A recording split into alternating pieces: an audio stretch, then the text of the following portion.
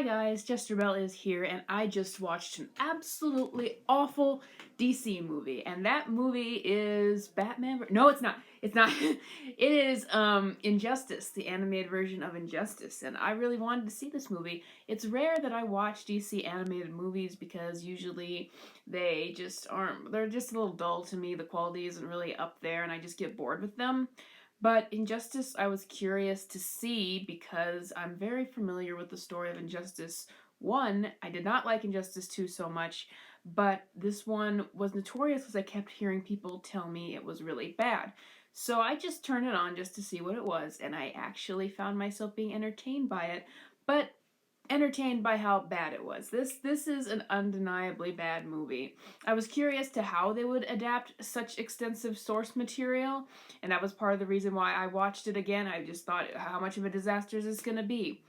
But let's get into it. What makes Injustice, the movie, really, really bad?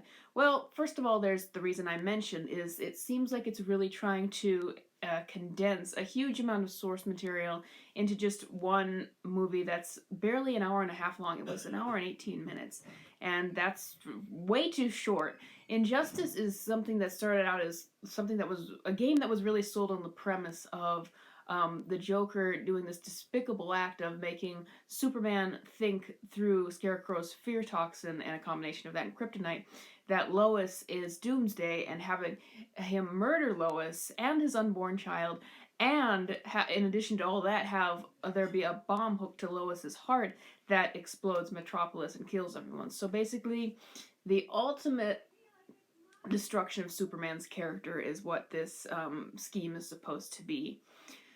And it just sprawled out from that comic into a very extensive universe that's went for so many graphic novels and so many issues, and then expanded in Injustice 2. And kind of the point, I think, of the comic is to do shocking things that you would never see done in mainstream comics, like Green Lantern being forced to take on a yellow ring in order to save Linda. I think it was Linda. Or maybe it was Carol. I can't remember all the Green Lantern lore. Or Alfred taking these pills that made him strong to basically headbutt Superman in the forehead. Or you've got Superman murdering Green Arrow. There's just so many things in the story that are shocking that you could never see done anywhere else, just in the very premise. And I think that's part of the excitement of what makes Injustice so compelling for so many fans, because it does have a lot of fans. But what doesn't work in the movie is you have so many events happening at once, and it just does not make any sense. And sometimes it just goes so fast. For example, Flash dies in the beginning when he's not supposed to. He survives much longer in the comics. He dies in the beginning, and no one really talks about it again. You've got Green Arrow, who is murdered. We don't see Black Canary at all. And Harley, what we'll get to, is just kind of mad about it, and then they just kind of move on, and they just keep moving on from one thing to the next, and factions switching and all of that sort of thing. And that's part of the problem in the movies. There's just so much in it, so fast. I think the most laughable thing they did was how they handled the Nightwing storyline. Now, Nightwing's death was kind of comical in the comics, where Damian Wayne hits him with his baton, and he hits his head on the ground with a rock, and that's a huge moment. In this movie, he just merely hits Nightwing on the head with his baton, and he's dead. And then Nightwing is very chill about being killed, because they then show him in the afterlife, where he then gets created into Deadwing, and then he can, I guess, come back to life and possess people and get them to do the right things to help solve problems, and he kind of reconciles with Damian. He's just very chill about having been killed about Damian. And if you think all of this doesn't make sense, well, it doesn't in the movie, because it's just so many of these wild elements being brought in at once and just happening so fast, and it just comes off as completely ridiculous.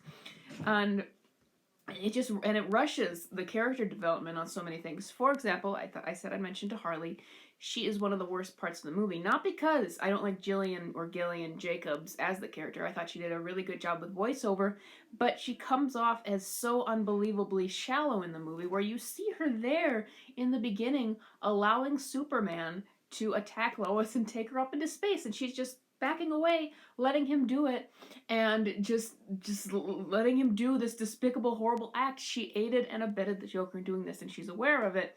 But throughout the rest of the movie, after he dies, which she doesn't really have that much of a reaction to beyond escaping, she just kind of moves on, even though she's not supposed to hate him in this version, in this movie version. But then she's just kind of this 2-year-old who's just kind of doing things. She releases people in Arkham just because she thinks she's being a hero. She's just a nuisance.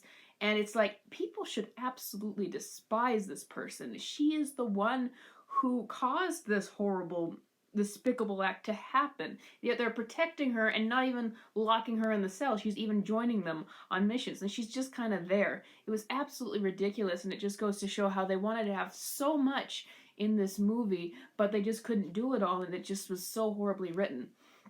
And that's the example of how the character development really gets wrecked. And then Superman, of course, one minute you're supposed to believe that he's not really a bad guy, the next minute you're supposed to believe that he's a full-blown psychopath, murdering innocents everywhere. And then, spoilers, at the very end, it's like, oh, he can just be solved when he speaks to Lois from another Earth. She comes through the portal. I guess it's supposed to be a nod to the games where the other characters from the main universe come in.